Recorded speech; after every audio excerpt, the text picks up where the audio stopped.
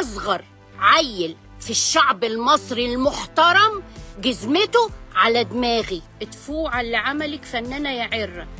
طب هرد اقول ايه؟ اهو نفس العينه دي، نفس الناس دول اللي دخلوا استفزوني عشان يصوروا، اهو واحد دخل يقول لي ادفوع على. طب ارد اقول له ايه وانا لسه ما اتكلمتش؟ ايه اللي هتشتمينا بايه النهارده؟ انا ما شتمتكمش اولاني عشان اشتمكوا تاني. ارحمونا بقى، ارحمونا بقى. لا انا ما غلطتش في شعب كامل، انا بس عايزه بقى الشعب المصري المحترم اللي هم الشويه دول نفسهم يسخن عليا ويصدق الكلام ده عليا عشان يكرهوا الناس في واحده من الفنانين.